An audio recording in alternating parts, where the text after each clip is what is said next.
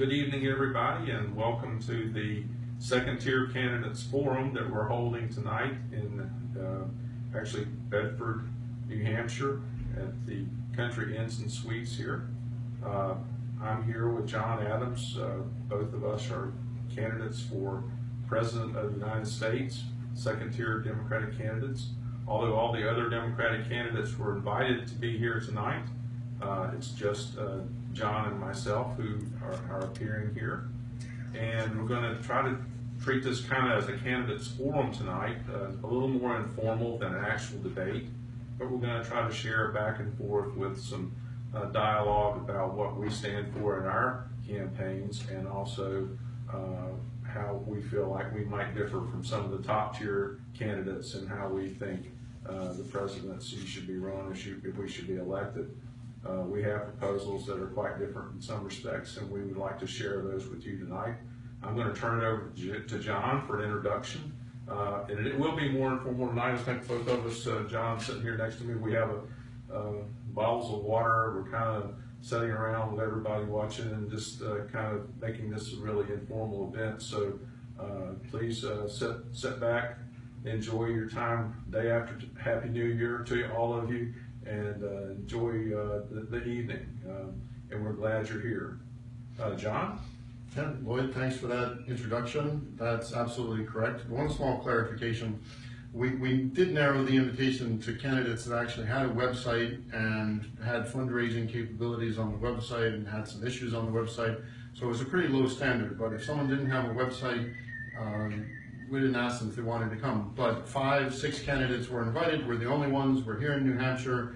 It's cold, it's New Hampshire, it's beautiful, it's wonderful. We're up here, so I'm excited about talking. Should we see, do our people have the ability to take live questions while we're streaming this, or do you know? I don't know if my folks can send me live questions on Facebook or not. They may appear on there, Deborah.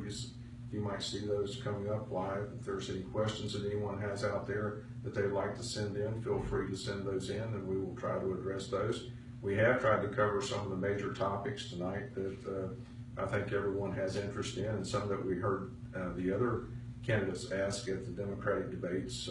But one of the questions that we both wanted to try to cover tonight that we're going to be dealing with some is the $18.8 trillion debt that hasn't been covered by either party very well in this campaign, and we're going to do some talking about that tonight. Jon, tell us a little bit about yourself and what brought you to run for president, what your background is a little bit vocationally, what have you done? Thanks, Lloyd. I decided to run for president because I see the country going in the wrong direction.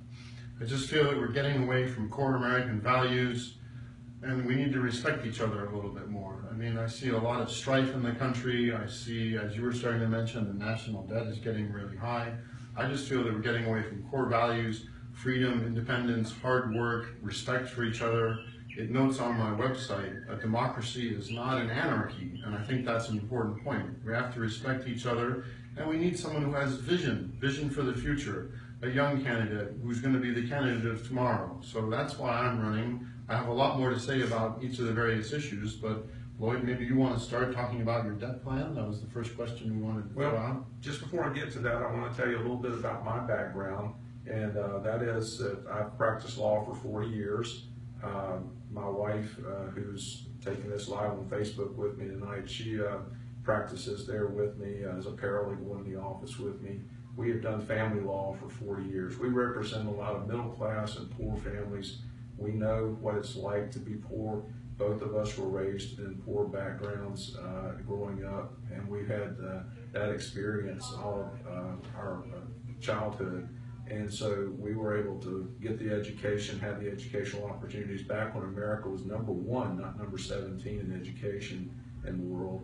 And we benefited from that and were able to get somewhere in life. So we really would like to address issues related to the poor and to the middle class, and be able to see this stop the spiral to the bottom that we've seen over the last many years. It seems that we've not been able to address this problem with the lowering or the loss of the middle class and the poor that are put under huge burden and trying to work their way out of being in that position through lack of education or otherwise. So, but I will address the big debt issue that we have. 18.8 trillion in debt. I mean, gosh, you know, it's hard to get your arms around what $18.8 trillion in debt really looks like.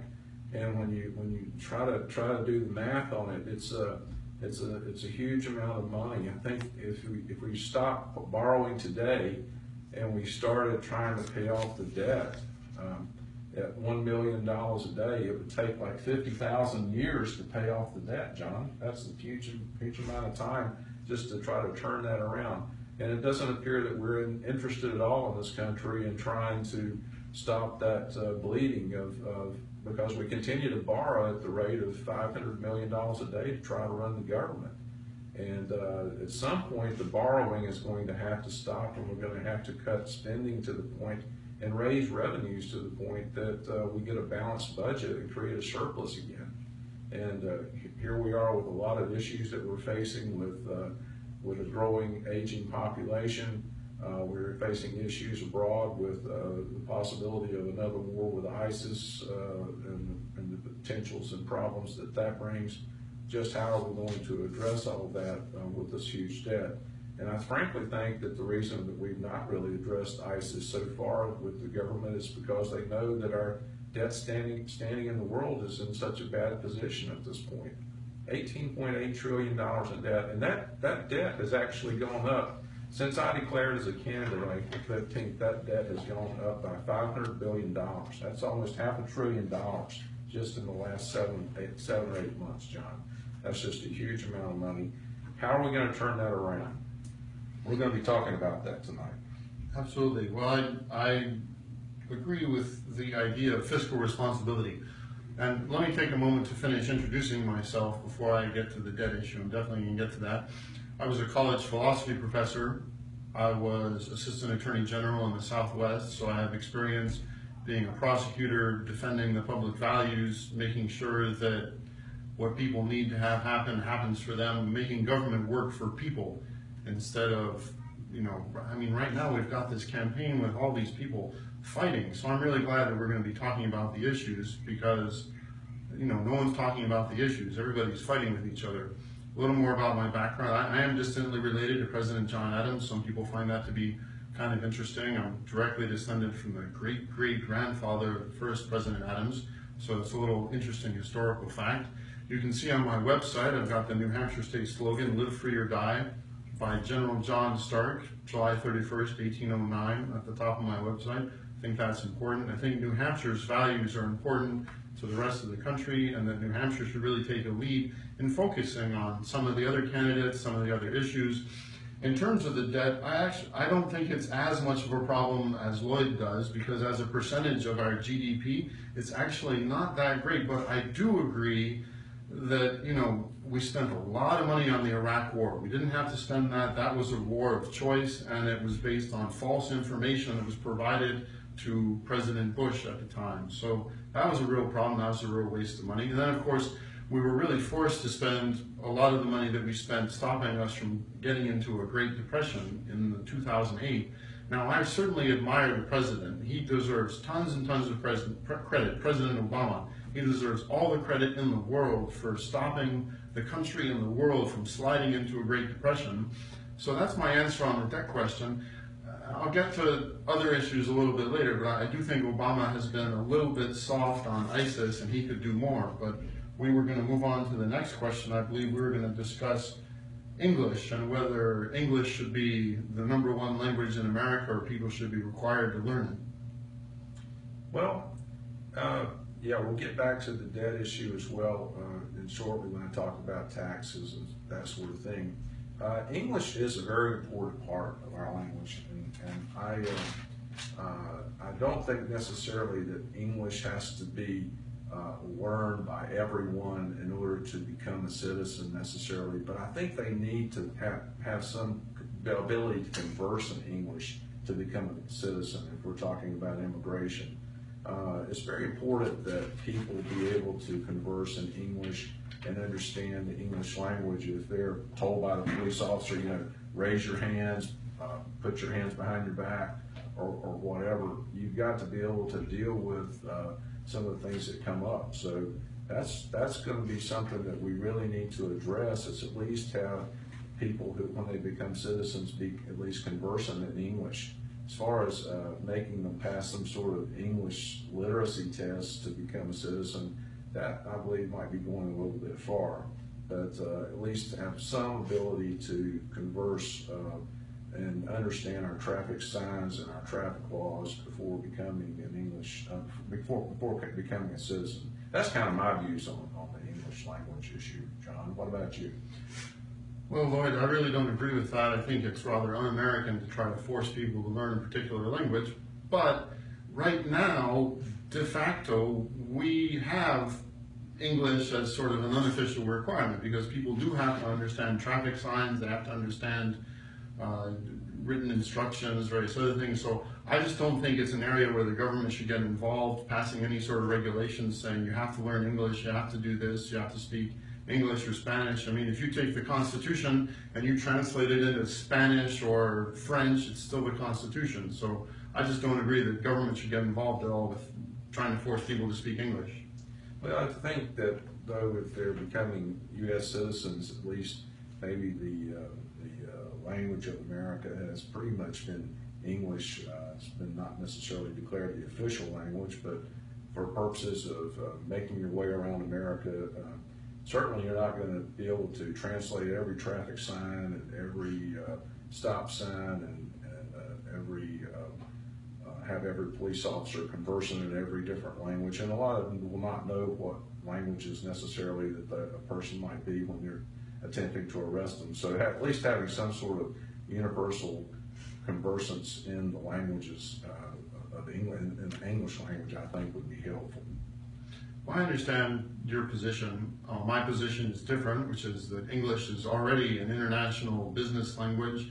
It's spoken all over the world. It's the #1 language for business, and I just don't think the government should get involved in trying to tell people what language to speak. In any case, should we move on to the next issue, which we had agreed before the debate would be, or forum would be healthcare? Sure. With regards to healthcare, I think there was a really good article this week in USA Today which sort of dealt with that issue, and that Obamacare has not been the cure for America's working poor when it comes to health care. There's at least 5 million American workers who at this point are left uninsured under the Obamacare plan. And these folks are basically kind of left out on the island in the middle without any place to go because they're fined and they don't make enough money to be able to afford the insurance under the Affordable Care Act. So we've got a problem with a lot of these folks, at least 5 million that are out there right now who cannot get insurance. I would like to see a change in the way we do health care in America and sort of expand Medicaid from where it is now and repeal what we generally have right now with Obamacare and get the health insurance industry sort of out of that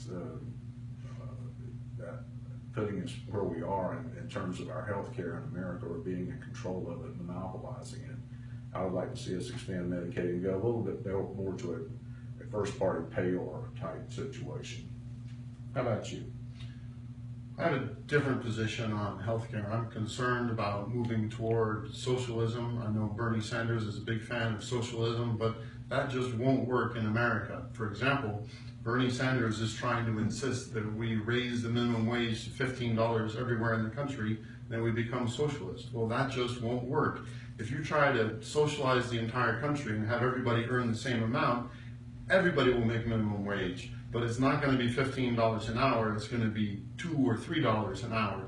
And that has happened in Soviet Russia. They tried to apply socialism. Every country that tries to apply socialism ends up going down the drain, and everybody has nothing. So if you want everybody to have a tiny bit of money and be in a much worse situation than they are today, then you should vote for Bernie Sanders. his free college plan, and I know I'm jumping ahead a little bit here, but his free college plan, that just doesn't work. We've got an $18 trillion debt. We can't borrow money from our children or our children's children to have free college for everybody. Someone's got to pay for it. It's just not free money for everybody.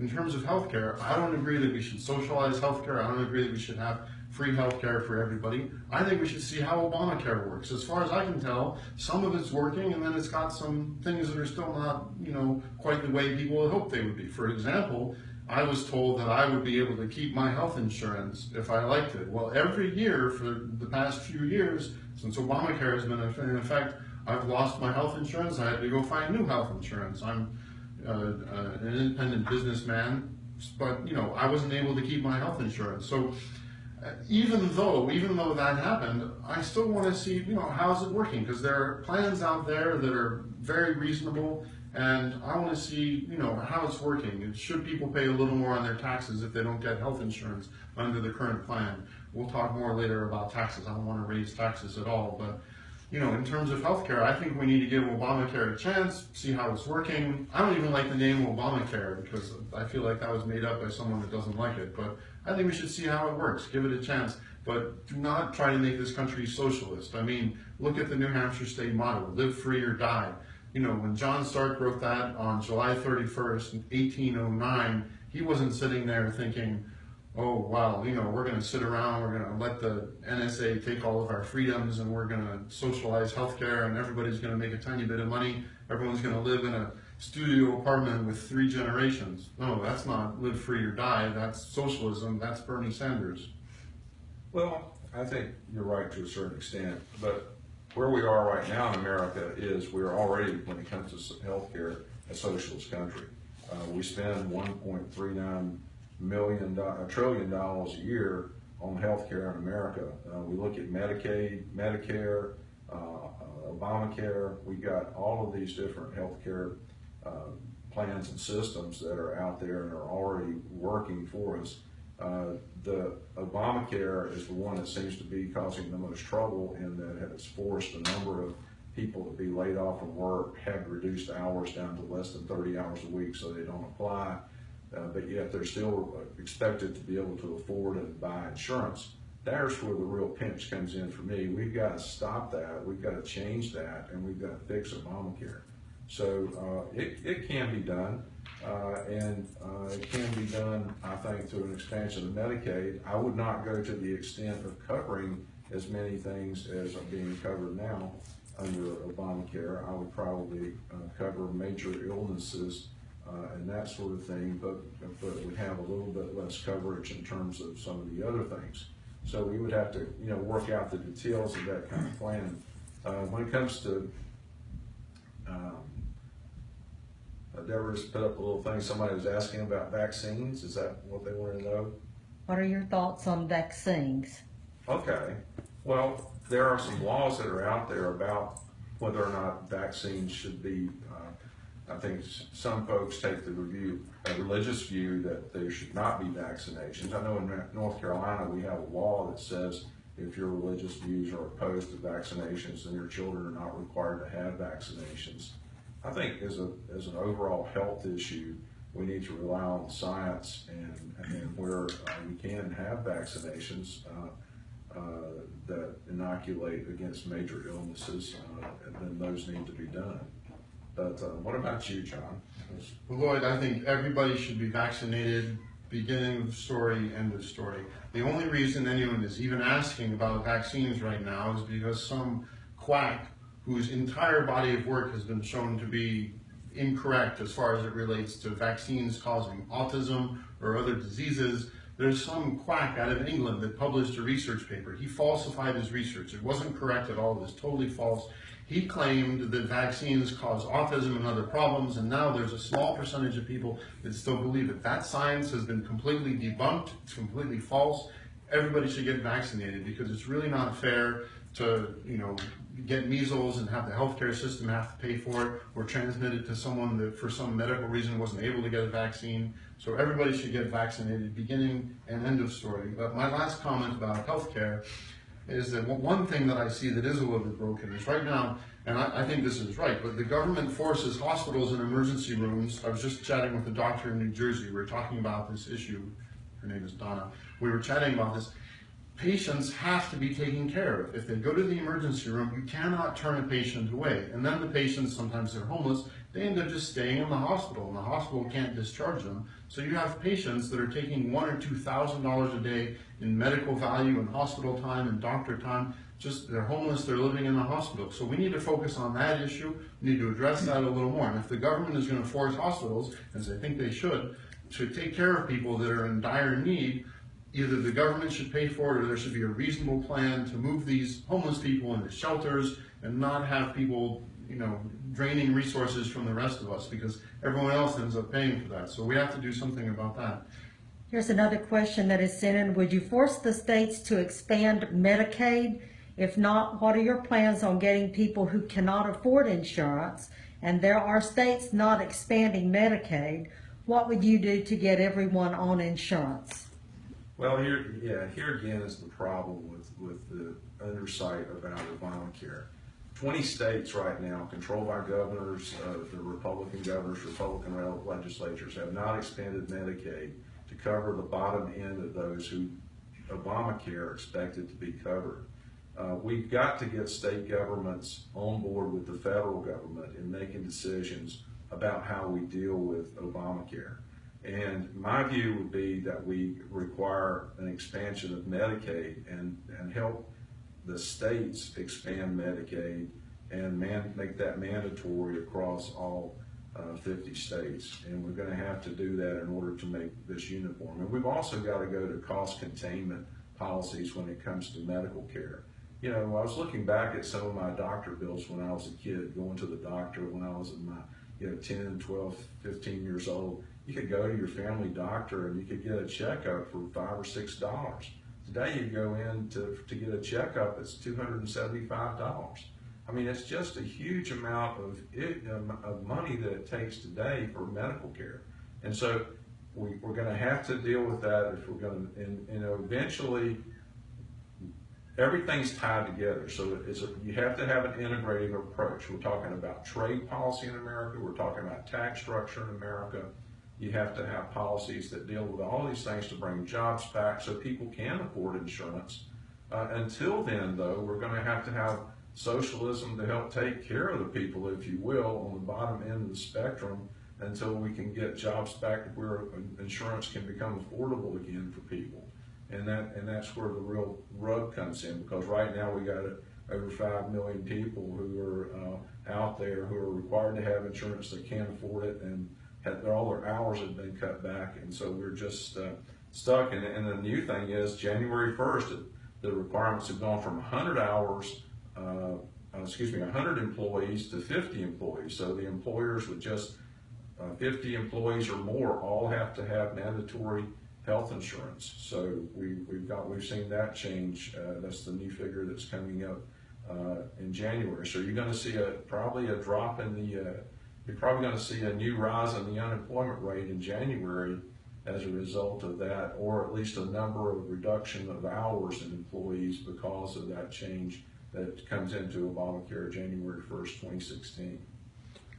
Well, I'm opposed to socializing healthcare. I'm opposed to socializing the country, and I still believe we need to take some more time, and we need to see how Obamacare is working out. Now, Lloyd hinted at some of the companies trying to game the system by cutting people's hours so they wouldn't have to help them with their health care. That's certainly something we have to take a look at.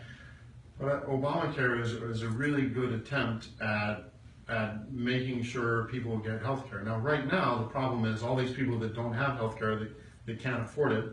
If they get really, really sick, they go to the emergency room. They don't get health care until they're extremely sick. So Obamacare is trying to encourage people to have a baseline level of care, and maybe we do need to look at various options that may include a baseline level of care for everybody. Because right now, when someone gets really sick, they go to the emergency room, they have all kinds of free care, but then they can't pay for it. So they have large bills, the burden for it falls on other people. So we certainly need to take a look at how Obamacare is working, but I don't think we should rush out and do anything extremely quickly on healthcare. I think Obamacare needs a little bit more time. We have to see whether employers are trying to game the system, if people are trying to skirt the rules. and really see how it's working, because healthcare is such a difficult problem. There's no one-size-fits-all solution. John, you had a question to come in for you. It says, why is it your opinion that debt is not a big problem? I'm not saying it's not a huge problem, because it's not a huge percentage of the GDP. You can look at the national debt as a percentage of the GDP as well as a raw number. But when you take into account, I mean, it's 18 trillion. It's a very large number. It's something we have to look at. I'm absolutely in favor of sound economic management, of making sure we go back to a surplus like we had when Bill Clinton was president. I think that's very important. I've managed my personal finances in a way that I would manage the country's finances to make sure we have a surplus and we do get that national debt down. But I don't think the sky is falling because it's at 18 trillion, because when you take into account the percentage of GDP and inflation, it's not that tremendous. But I'm definitely going to do what I can to make sure as president that that number goes down, we go back to a surplus and sane economic policies rather than throwing away a lot of money on a war of choice in Iraq. Although we do need to go after ISIS, we need to do more there, but I'll get to that later. Lloyd, did you want to come in? Well, you know, if we elect Bernie Sanders as president, he's supposed to be the new $18 trillion man.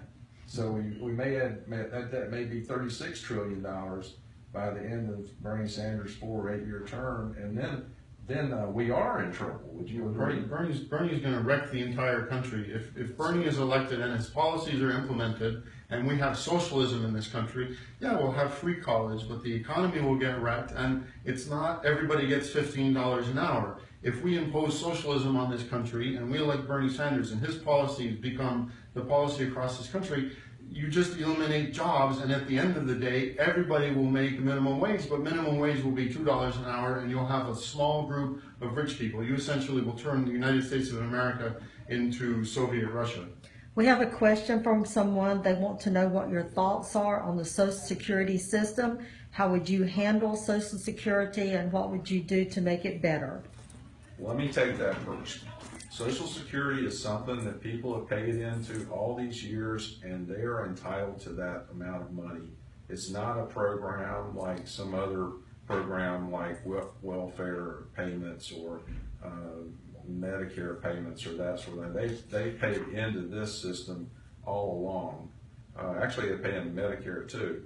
But for Social Security, they paid into it. It's been like a government retirement plan for people, and they need to be able to draw that money back out at retirement.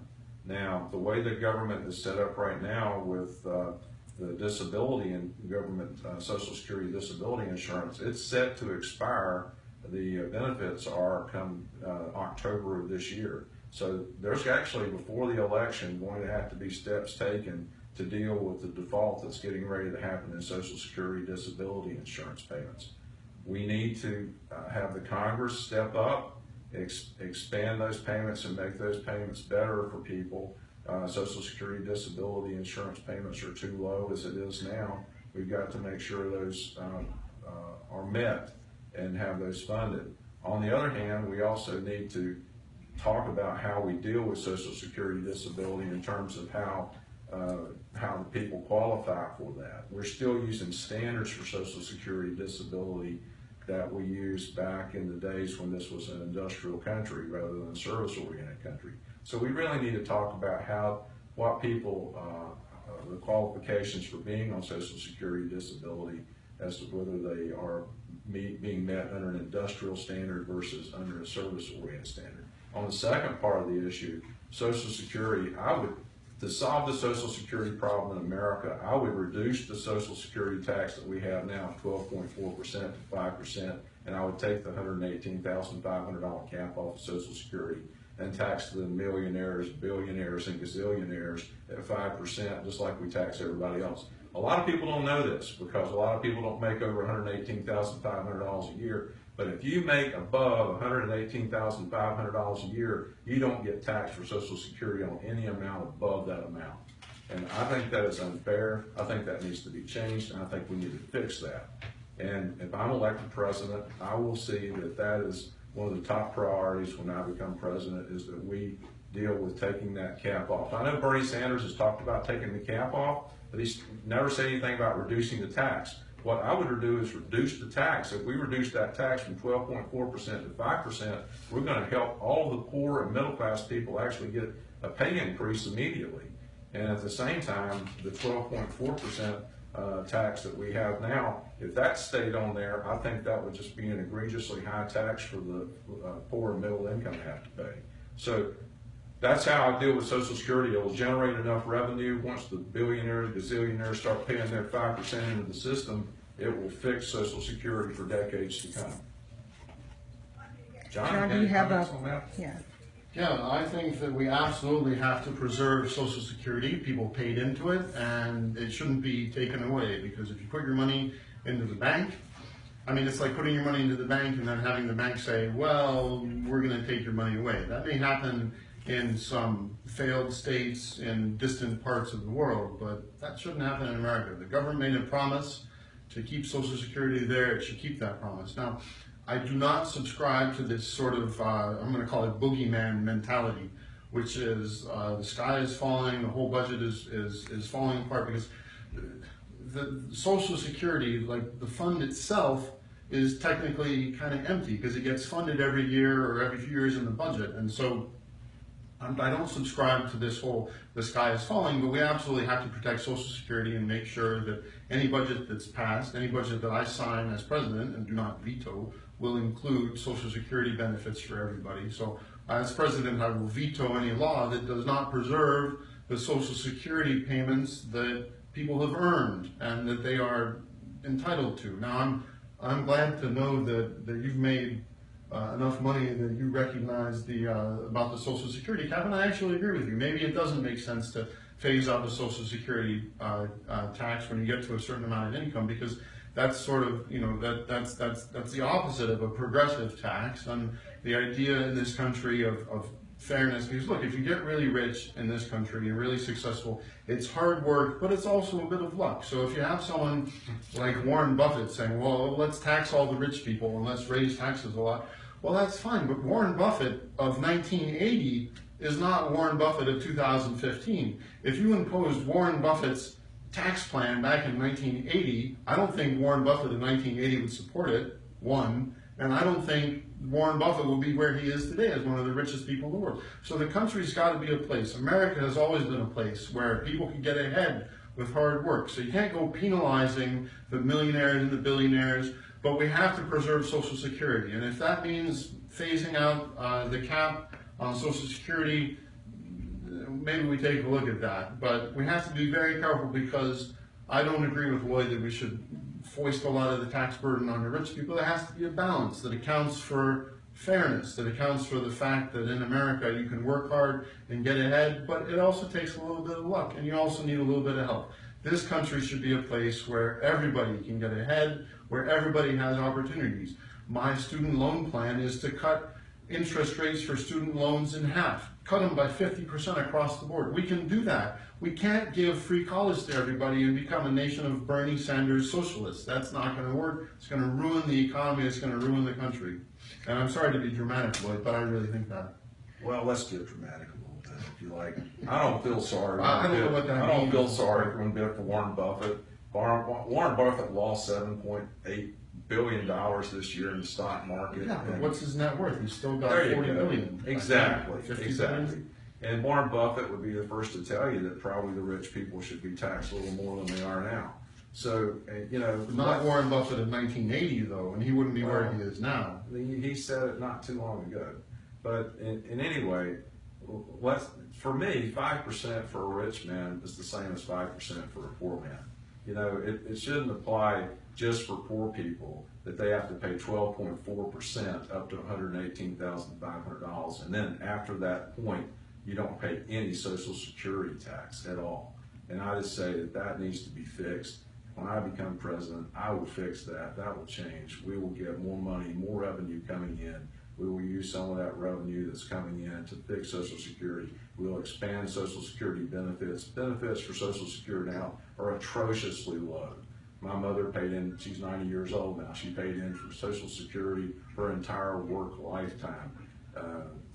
She worked all of her life, and her Social Security benefit is just barely $1,000 a month. It needs to be expanded. It should not even been raised to keep up with inflation. So, Deborah, has there been any other questions come up? One very popular issue that seems to be coming up in every single debate or talk that you have, and that is medical marijuana. Do you support medical marijuana, and do you think that it has health benefits? John, I'll let you take that one. I like how it's a slightly off color question and gets over to me first, but I'm happy to field that question. I support medical marijuana, and by that I mean if it has been medically shown that there's a benefit and a doctor wants to prescribe it, and my understanding is science has shown there's a benefit. I understand Montel Williams takes marijuana for multiple sclerosis and that it's actually very helpful. So as long as there's a medical benefit and there's a doctor writing a prescription, that's fine. But we can't have, doctors writing prescriptions so that people can get high, because I don't know if anyone has been to Amsterdam, but if everybody's high all the time, the fabric of society, it gets a little frayed. So I do not support legalizing marijuana. I support legal medical marijuana. Lloyd? Well, I do too. I support legal medical marijuana, and I would like to see that decriminalized nationally. I think we need to decriminalize marijuana nationally. We've got a problem right now in that we've got like 4 states that have legalized marijuana, and yet we still have federal laws that make marijuana possession in those states a crime. So the folks in those states don't know whether they're doing something that's legal or illegal. They're caught in the middle. And you've got folks like Governor Christie saying, boy, I'll tell you what, if you folks in Colorado want to buy marijuana, I'm going to come out there and have the federal prosecutor prosecute you. Well, I think that type of language needs to stop. We need to decide, our war on marijuana has really not been a very effective war in America. We need to really think about how we deal with the criminal laws related to marijuana, and we need to come up with a plan as to how we decriminalize marijuana nationally as far as the federal government is concerned. I think it's really a state issue. Let the states decide that issue. And I would be in favor of decriminalizing marijuana from the federal government standpoint, except for maybe the huge imports of marijuana. If we're going to have marijuana, let us make it here domestically and use it in a medical sense, have physicians prescribe it.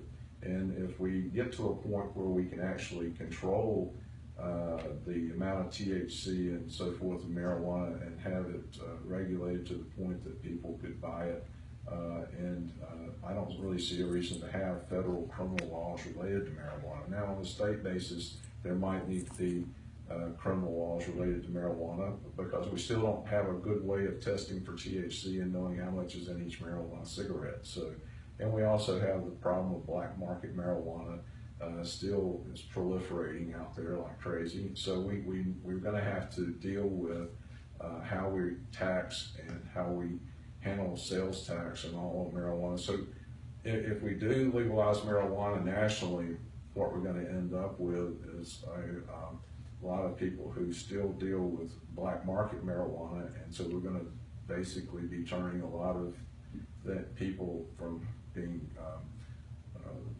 violators of marijuana laws to just tax evading laws that they're going to be going on with sales tax on marijuana. So we've got to find a way to organize that and to deal with that and move forward with that issue.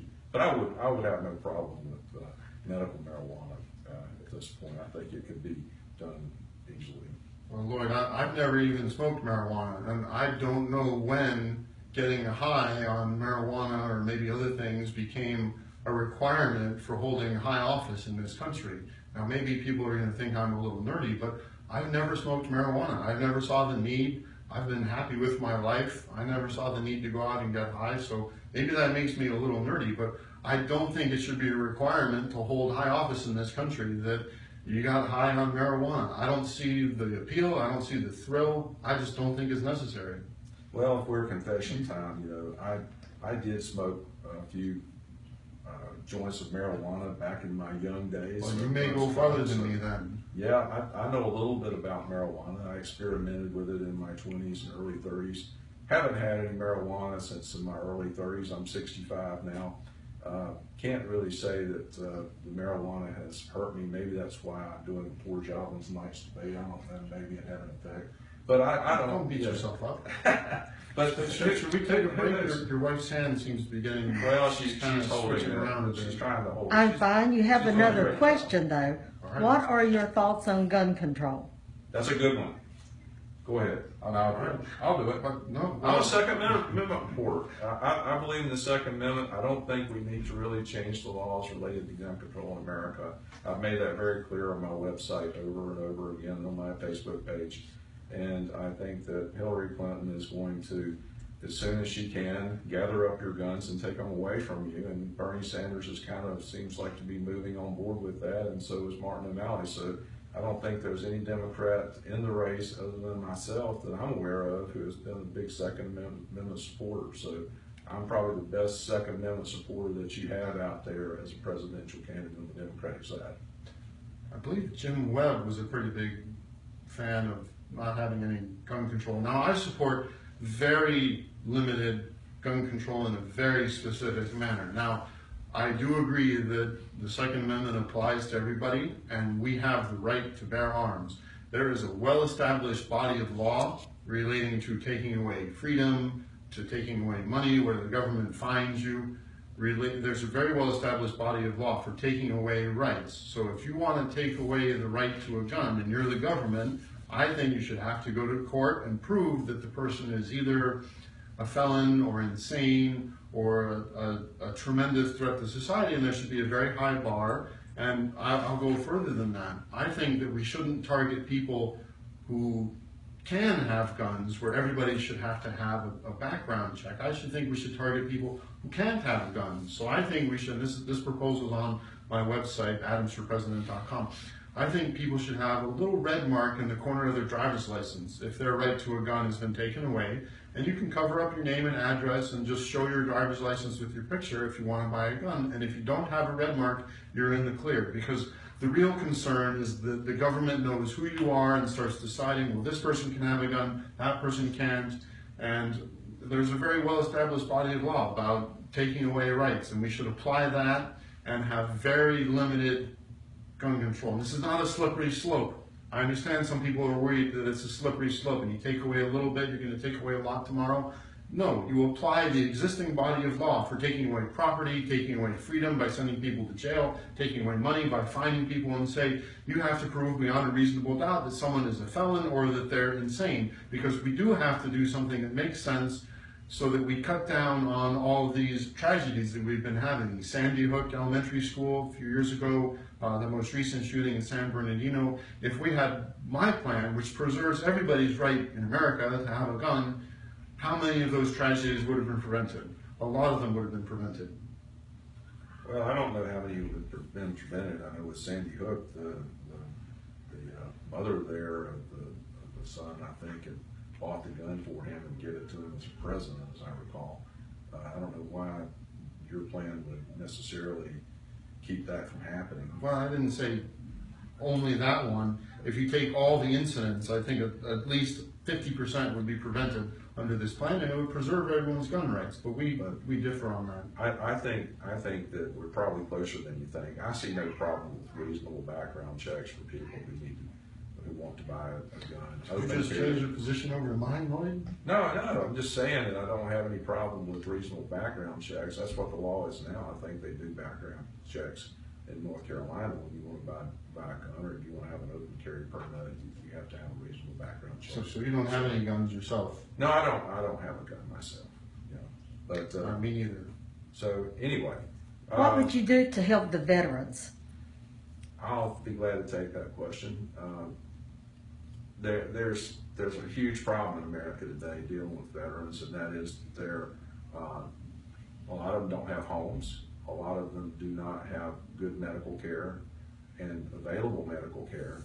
The Veterans Health Administration is one of the biggest bureaucracies in America, And it's a failing bureaucracy in many respects because they have long waiting lists in many places, and yet there are other places where they do have fairly decent care.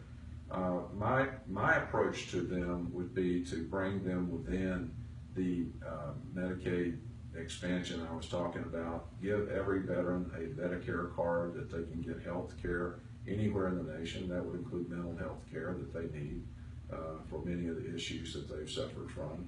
And I think that they deserve the best health care that is available out there. We need to stop having Veterans Health Administration provide third-rate health care for first-class men and women. They need to have first-rate health care, and I would do that. That would be one of the first things I would try to do in a Kelso administration, is bring about veteran health care reform.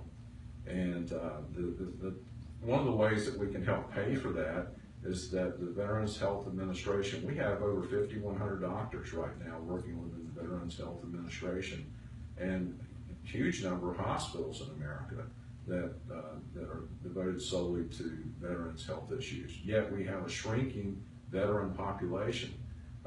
It's going to be less than 15 million by the year 2029 that we're going to be dealing with, and yet we've got facilities set up for dealing with 30 to 40 million veterans that are going to be there. So why don't we privatize the Veterans Health Administration, take that huge bureaucracy and move it out of the federal government and change it over to private health administration, and bring veterans within regular, normal, everyday health care that everyone else receives under the expansion of Medicaid that I'm talking about, and their pillow Obamacare. Well, I definitely agree that we should preserve, protect, and expand veterans benefits. I disagree a little bit about how to do it, but I don't think the nuts and bolts are quite as important as making sure our veterans have more access to health care. When I was running for Congress in 2008, I ran into a man named Isaac, and he had severe post-traumatic stress disorder. He lived in Gallup, New Mexico, and he wasn't able to get any health care at all. It wasn't just he could only go see a doctor every once in a while. Isaac wasn't able to get any health care whatsoever. So we need to have, and this fits into my larger issue of health care.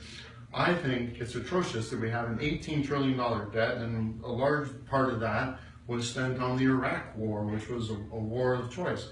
We need to take a tiny percentage of that huge amount of money, and we need to go to Mars, we need to go to the moon, we need to colonize them, we need to expand healthcare, we need to have an Apollo-style mission. Now, I need to clarify, by expand healthcare, I mean we need to expand government-backed healthcare research. We need to have an Apollo-style mission to cure as many diseases as we can, because we're so close. There's a new discovery out of Albert Einstein Medical College in New York that may provide a new way to treat HIV. And if they had government backing and government funding and access to more doctors and professionals, we could advance that very, very quickly. So we need more work on post-traumatic stress disorder. There's a new use for an existing drug out there called naltrexone. If you give it to people at 4.5 milligrams, it's a possible new treatment for post-traumatic stress disorder.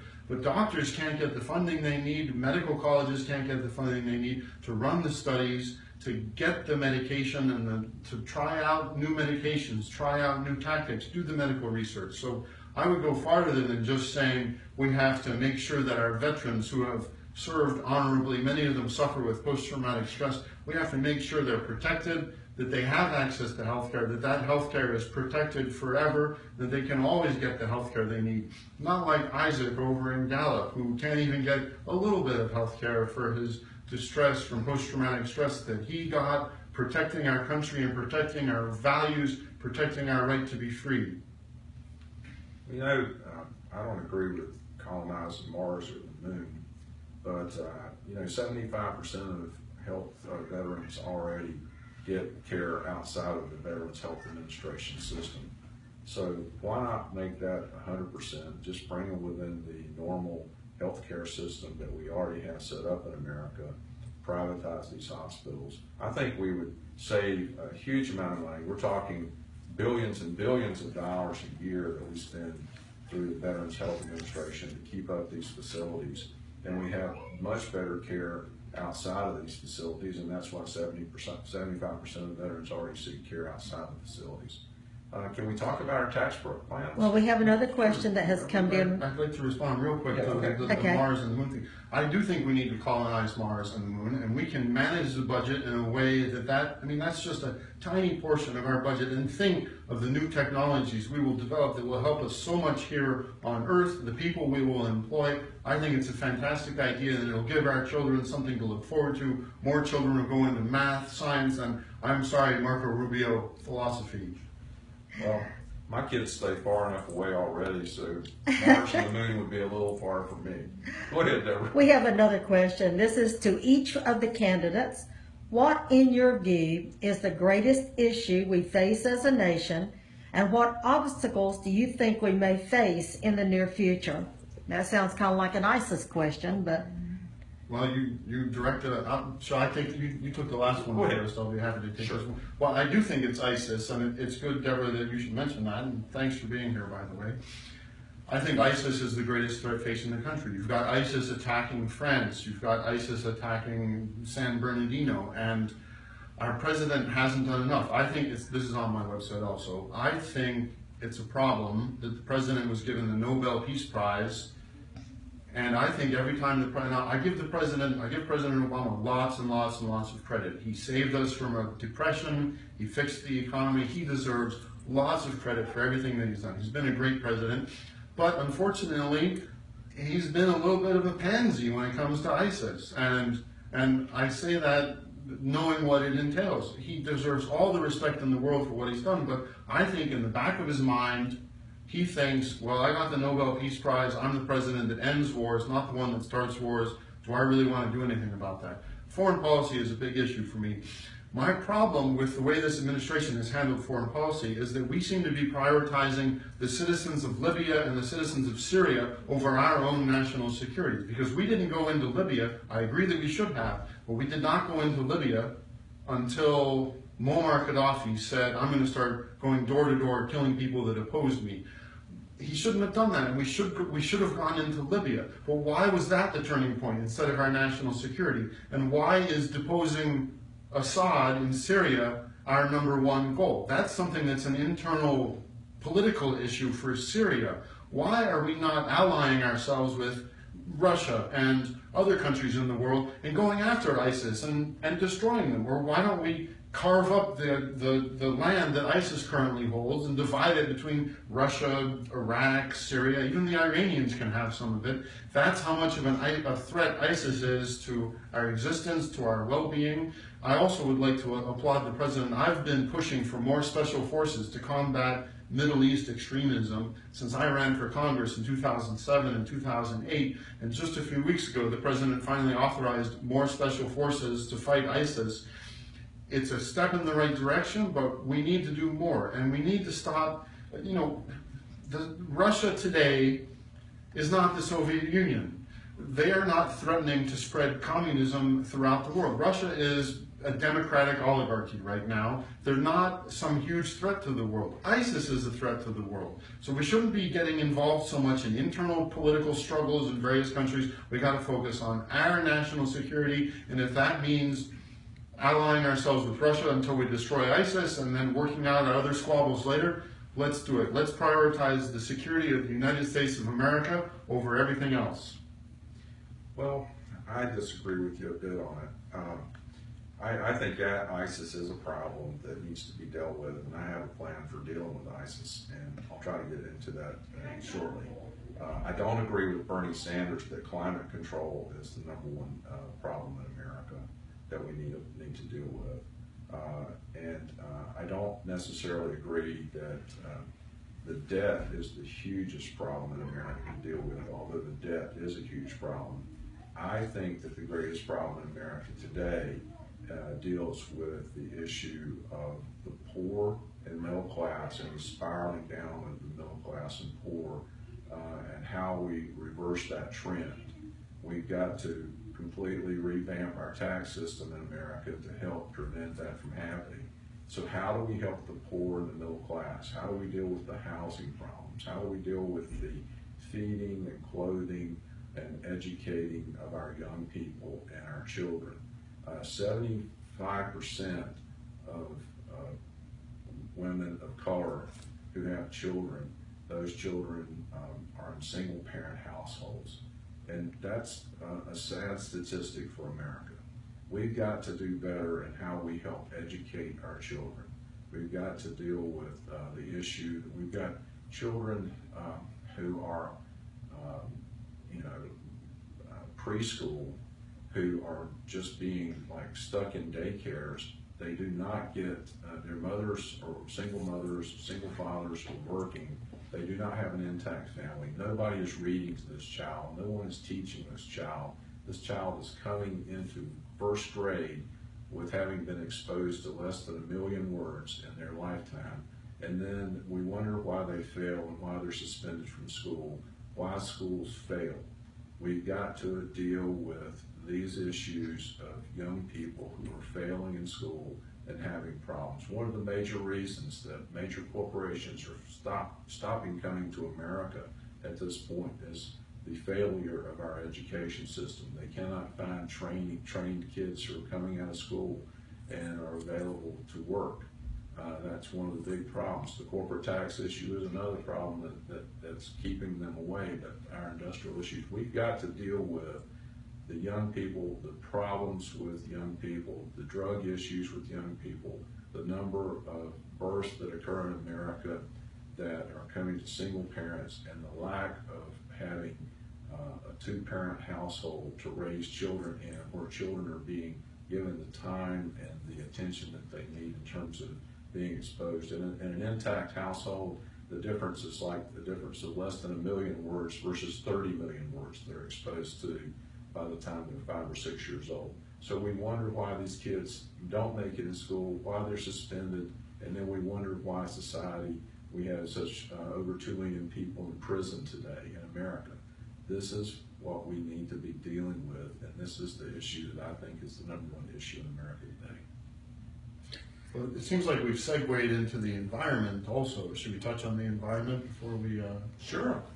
We do have another question, so do you want to go into the environment prior to taking the Let's take question? that question, and then we'll go to the environment. Okay.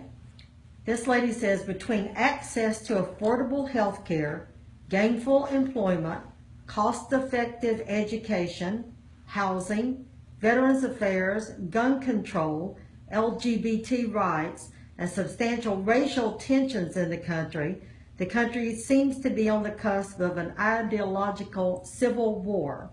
What do you believe the government should do in taking an active role in moderating, progressing, etc.? What in your mind is the social contract that the government has to support and influence for the well-being of its citizens? Well, that's a lot of issues. I think it's your turn to start. That's a lot. We've touched on some of them. You know, I think the presidency should be kind of a bully pulpit, if you will, for the social environment that we see in America. And I'm not one to, I do have a divinity degree. I have a master's degree in Christian counseling. My background is one of trying to be fair and give people equal rights, be just with people. I think we need to be promoting a little bit more of a law and order type of atmosphere in America today. We're running into a problem where there's a lack of respect for laws. And I think part of the lack of respect for laws has to deal with the fact that it goes back to the education issue that we had before and the 2 million people that we now have in prison. We need to be rehabilitating people and bringing them out of prison. We need to be able to reduce. I would hope that in the Kelso administration within 4 years we can reduce the prison population by 1 million people from federal prisons. I would love to see that happen. There needs to be a stable White House, a White House that is putting forth the right type of image to America, not stirring up racial unrest, but accepting the fact that we are a diverse society and that there are racial differences that do exist within our society. I want to be president to all different types of people. I want to be a president to Latinos. I want to be a president to black people. I want to be a president to white people. I want to be a president to the LGBT population as well. I have a lot of friends who I know who have had issues with being discriminated against in terms of the LGBT issues. I would really try to reach out to every segment of society and try to bring peace and more accord rather than trying to stir up more the reasons why we're different. Let's try to find reasons why we're more alike and why we need to all pull together and make America one again, and make America great and number one in the country. Make our country number one in the world again in things like education. That's what I would try to do, is to, rather than find the differences that we have, let's find the qualities that we share in common. Well, I agree that we need to be a world leader again, and I apologize to our viewers for going off camera for a minute. This is just such a good candidate forum, and we're getting into all the issues in a way that certainly the Republican candidates are not. They just attack each other. But I was just sending a note to the Washington Post letting them know we're live streaming, because it's just, we're getting into the issues. It's a really great candidate forum, and thank you to Lloyd and Deborah for coming to this. In terms of this question, it's a somewhat lengthy question, but I certainly appreciate it, and it actually touches on one of the reasons that I'm running for president, which is I see the country going in the wrong direction. We've got racial tension across the country. We have racial strife. We have a lack of access to good employment. But the solution is not to Bernie Sanders-ize the entire country and make it into a socialist country, because then everybody makes minimum wage, but minimum wage is $2 an hour, and then you have mom and dad and grandma and grandpa and babies all living in a studio apartment. That's what happened in Soviet Russia when they tried to do socialism. That's what will happen here if we do Bernie Sanders to the entire country. We can't do that. Now, in terms of police brutality, which I think is probably one of the things this question touches on the one hand, we have to make sure that we support our police. They are the last line of defense between chaos and order. They're the last line of defense between lawlessness, and they are responsible to elected bodies, to city councils, to state legislatures. That's the way our government is set up in this country, and that's very, very important. And we got to make sure we support our police and we stand behind them. But in the rare instances where someone in a uniform crosses the line, maybe they slipped through the cracks somehow, and they got into a uniform, they shouldn't be in the uniform, and they do something atrocious, that has to result in meaningful consequences. And just the fact that they're in a uniform shouldn't shield them, shouldn't give them carte blanche, a blank check to just behave any old unlawful way. So we do have to do more, to work together, to listen to each other. I think one of the reasons for the racial tension in this country that we're seeing now is a bit of a backlash, because people thought that more was going to be done with Barack Obama as president. He's done an amazing job. He saved us from a Great Depression, but people were expecting more. So we have to do everything we can to expand jobs, to expand our economy, to make sure there are opportunities. One thing that'll help with that is cutting student loan rates in half. Cut all interest rates for student loans by 50%, because right now, student loans are treated like mortgages or car loans, and so the people that have loans and that are paying end up paying for the others that default. A friend of mine in the Southwest is finishing medical school with $500,000 in debt, and she's just making the minimum payments and letting the principal expand, hoping that it'll be forgiven down the line in the future. We have to have a new look at student loans, and the first thing we have to do is cut all the rates in half by 50%, because it's not fair if you have a student loan and you're paying 4, 5, 8% interest.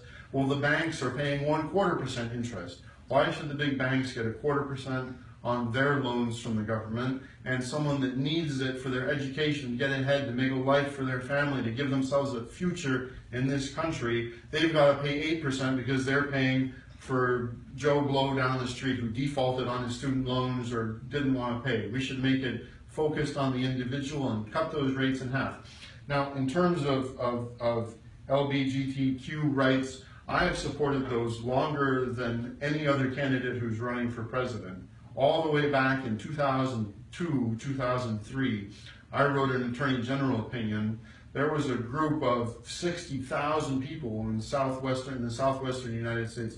They wanted to block some new laws that prohibited discrimination based on sexual orientation. They wanted to block those laws from going into effect and get them off the books. They wanted to put them up for a vote in the 2004 presidential election. It was part of a trick to sort of fan the religious ultra-right wing of the Republican Party and kind of get them out to sway the election. But I wrote an opinion saying, no, these are laws that prohibit discrimination. These are laws for the general health, safety, and welfare of the nation, and as such, they're exempt from doing a referendum petition, which is where you put the law up for a vote in the next election. They're exempt because they're laws that protect the general health, safety, and welfare.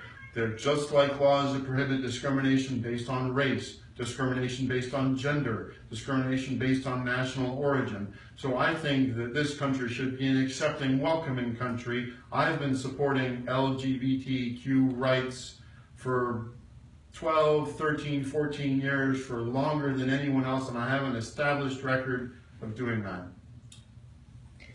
Okay, so we don't have another question right now that has come up, so do you guys want to go to the climate control change, or do you want to talk about your tax plan? I'd like to talk about my tax plan just a minute, and it takes us back to what I think is probably the biggest problem in America that I see, and that's the spiral of the middle class and the poor.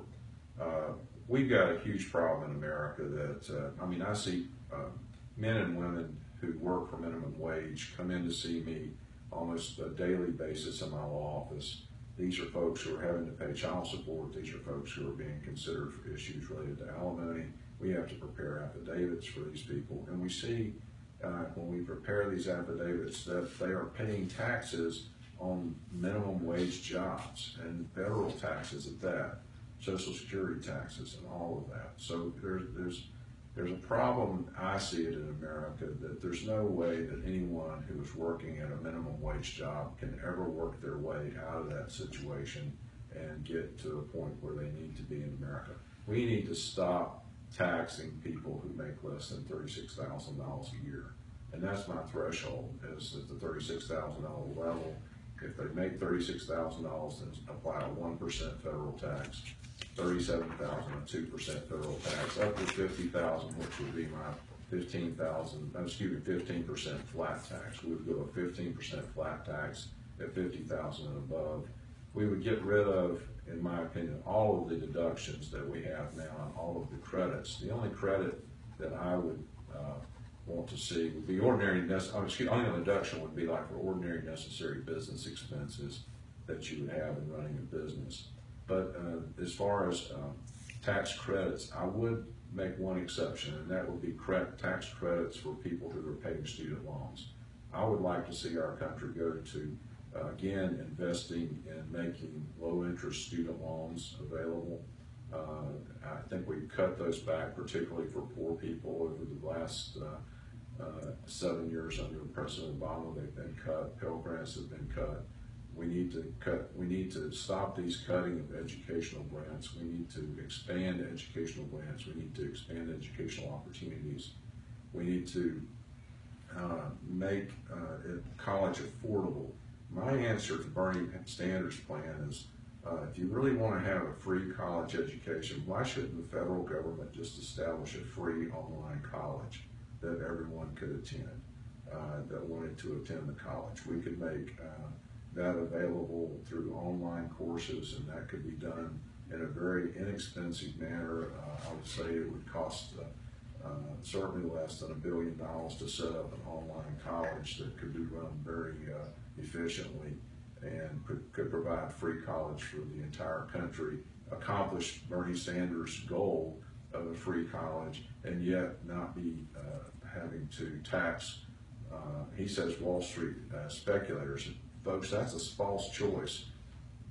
Taxing Wall Street speculators this year, almost everyone that was speculating on Wall Street lost money. So how would they be able to make money on taxing Wall Street speculation? I don't know how exactly Bernie Sanders plans to make that work.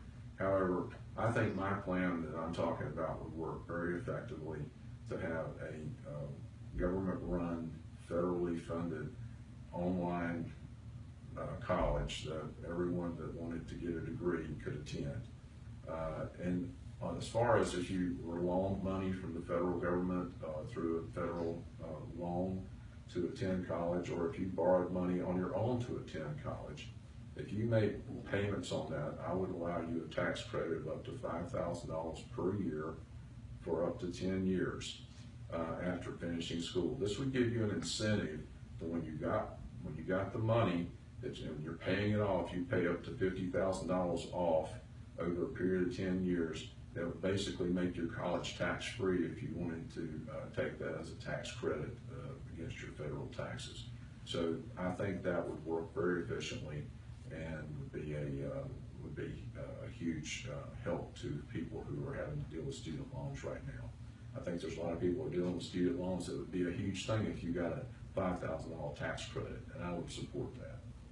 That's how I would deal with the college issue. As far as my tax proposal goes, I think we would stop the spiral to the bottom. We'll stop taxing people who make less than $36,000 a year. The other thing I would do is I would tax investment and growth of wealth.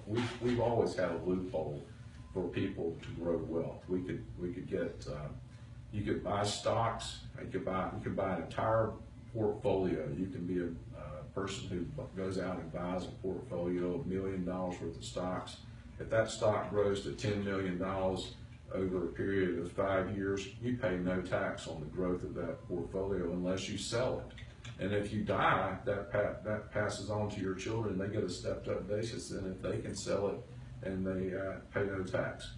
So I would say we tax yearly the growth on the growth of that portfolio that you might have in tax holdings, and we've closed a huge loophole that we've had. And if we've been taxing those portfolios all along, just like you would tax a house, your house grows in value, you pay a higher tax. Your car grows in value, you pay a higher tax. Usually cars don't grow in value, but anytime you have something that grows in value, you pay a higher tax.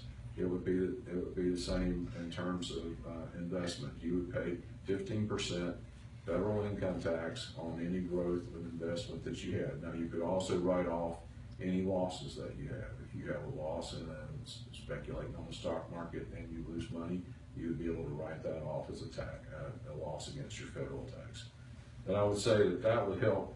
We would make the federal government a participator in the growth of wealth, and we would be creating enough revenue, in my opinion, to help pay off the $18.8 trillion debt and solving one of the problems that we have today. And so that's basically, in a nutshell, my tax plan. I would get rid of the deductions. I would have everyone file a tax return that makes over $36,000 a year, and get rid of all the deductions and all the exemptions and all of the special dependency, child care, and all that stuff that people fight over and argue over in divorces all the time. I have quite a different position on taxes. I don't want to raise taxes. I'm not going to raise taxes on anyone. That's the beginning and the end of it. In terms of taxing wealth, the problem is people work hard, they earn money, they put their money in the bank, and then they get taxed again on the money that they earn, even though they already paid taxes on that.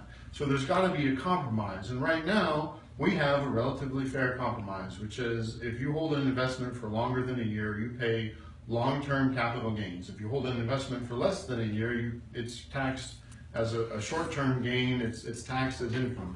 The long-term gain, the long-term gains tax is smaller than income tax as long as you're in a certain bracket. Now, in terms of Lloyd's plan to tax nobody who makes under $36,000 a year, and then have a 15% flat tax. A 15% flat tax would actually be a tax cut for most of the very wealthy that earn over $100,000, $200,000, $300,000, $400,000 a year, because the top tax rate right now is, I believe, 39.6%. So I don't support a large tax cut for the wealthy, I think we should leave things the way they are. Don't raise taxes on anybody. Don't have an Obamacare tax. Don't have any new taxes.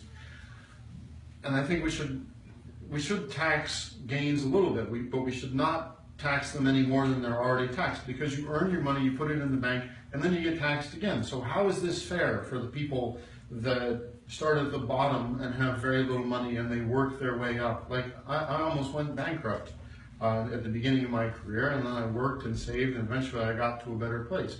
So should I be taxed again on money that I already earned and put in the bank? The compromise is the capital gains tax. So I don't agree that you should look at people's total bank account value or investment account value at the end of the year and say, well, we're going to count that as a gain even though you haven't sold it yet. And then how do you draw the line? Which assets do you tax? Do you tax real estate that is held in a trust fund? Where do you draw the line? Do you tax bonds if the face value increased? How do you make it fair because the bond market is not as liquid as other markets? Do you tax stocks? What about international stocks? If someone has one of those, it becomes a huge headache, and I think it's unfair to tax something where you haven't sold it and you haven't realized the gain yet. I think that'll make the tax code more complicated. We touched on a number of issues there. I'm not sure we made it quite to the environment yet, but I've been I want to have a little response to what you just said on taxes. Oh, all right. Well, here, before we go on to the environment, I'll respond to the various issues that you also raised. I just don't support raising taxes on anybody, and in terms of student loans and education, I absolutely support cutting student loan debt by cutting the rate in half by 50%. The interest rate, just cut it in half across the board. That's what I call student loan profiteering, which is banks or colleges, people trying to make money on the backs of students.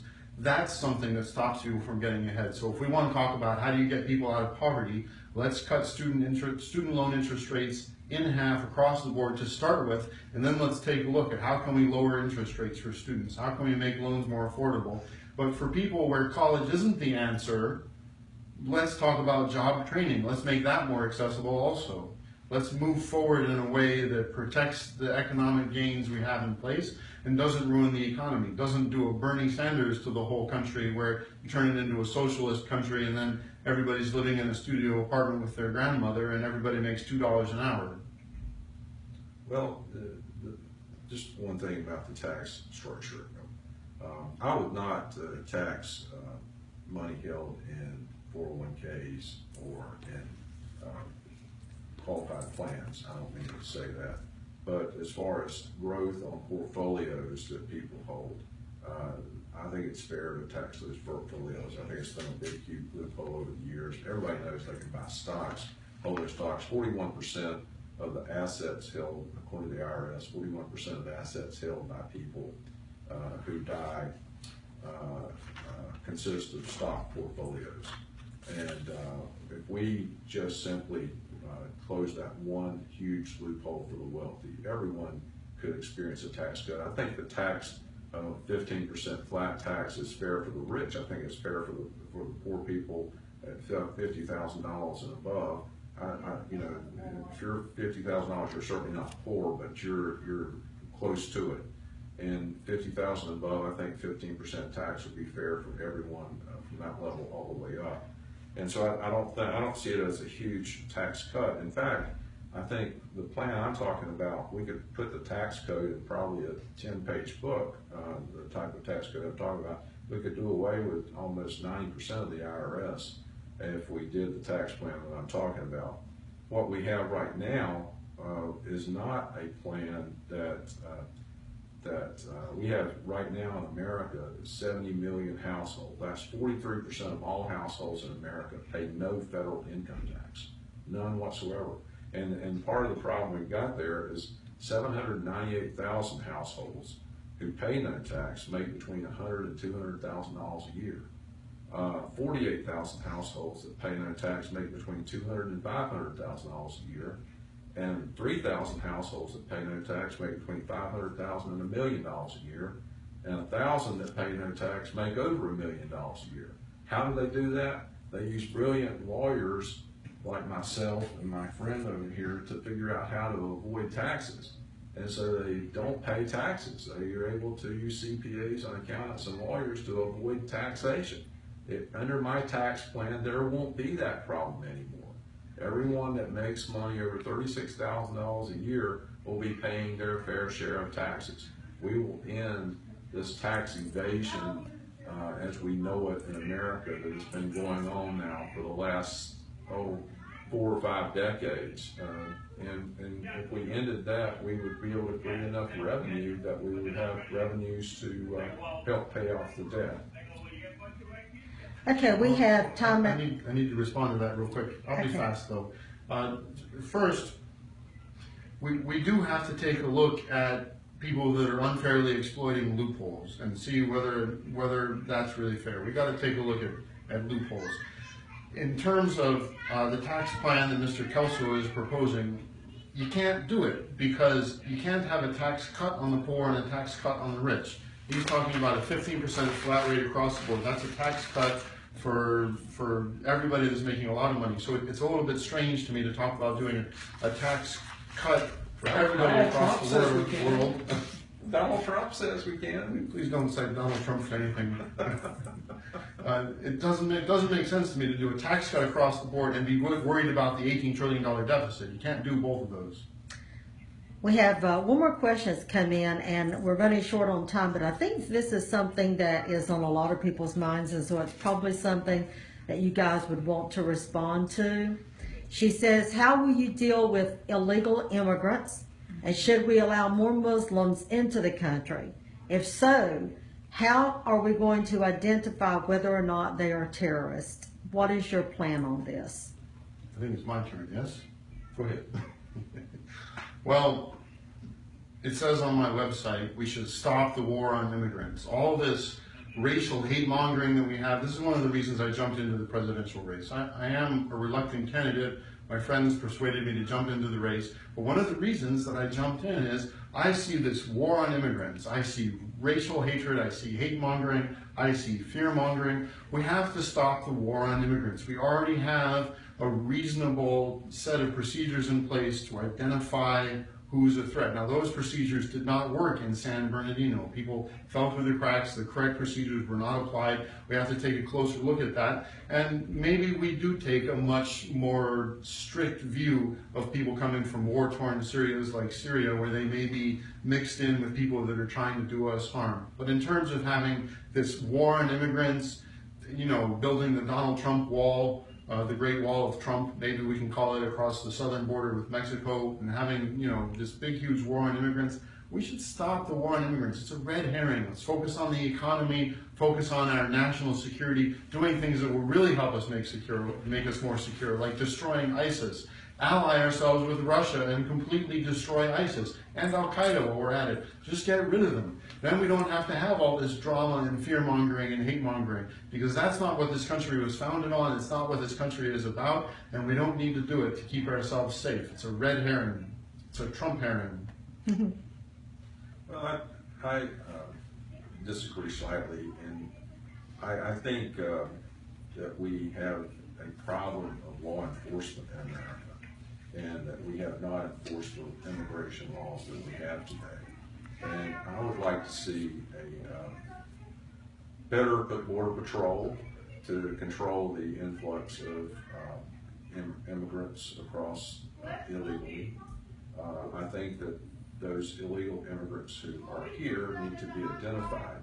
And I'm sorry for the noise that's coming from outside of the hallway, but there's been a bunch of kids here that had a big football game today or something, and they seem to be having a rally outside.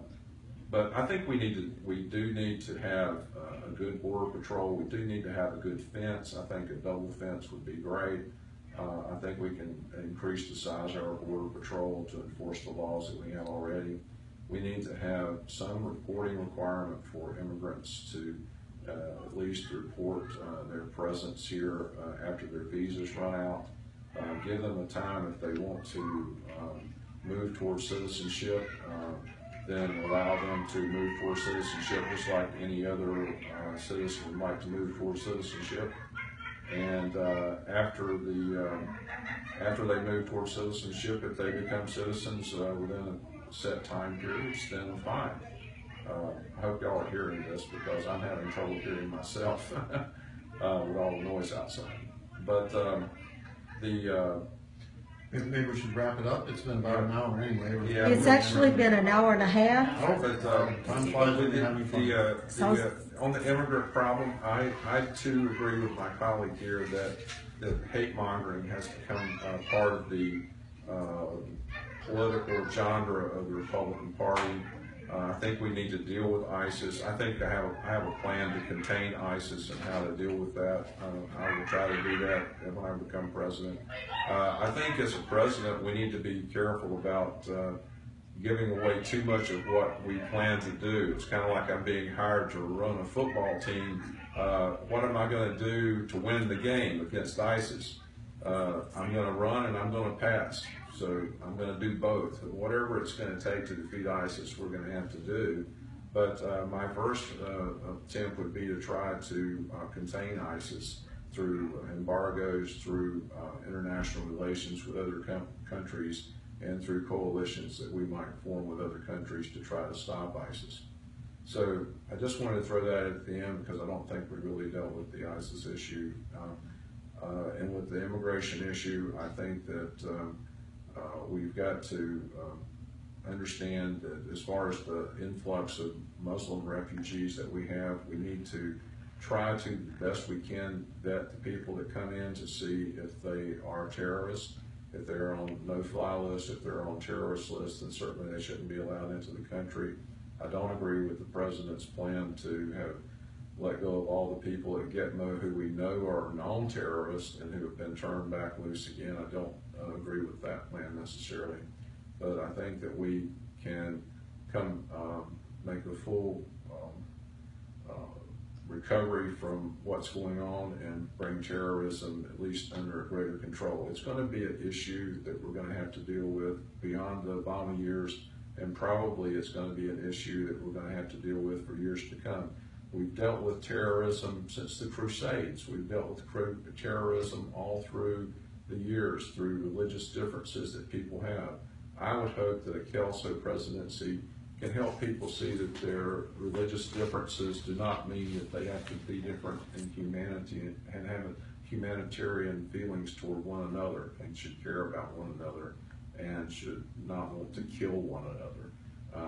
We need to hopefully come to some understandings about those things. Okay, we got 3 minutes until the end of the video. Why don't each one of you give the audience your website where they can go on there to get additional information about each one of your your presidential candidacies. And then we should do a quick closing statement. You've got 30 seconds. All right. Well, AdamsForPresident.com is my website. I hope you'll check it out. I hope you'll like what you see and decide to support me. I do have one addition, which is I think if you're on the no-fly list, you should have a little red mark on your driver's license or your ID so you can't buy a gun. I think that makes a lot of sense. In terms of the environment, I've supported the environment my entire life. I was actively campaigning for an environmentally supportive and friendly candidate in the southwestern United States in 1998. So I've got a proven track record of supporting each of the issues that I say I support. Exactly what you see is what you get. So thank you to everybody for tuning in. Thank you to Lloyd. Thank you to Deborah. Thank you. God bless you. God bless America. And how much time do we have left, Deborah? You have 30 seconds left to talk. Okay. I want to first of all thank the Country Inn Suites here in Bedford, New Hampshire. I want to thank the people of New Hampshire for giving us a wonderful week here, to Ben Sorrow at WNTK for the radio interview yesterday.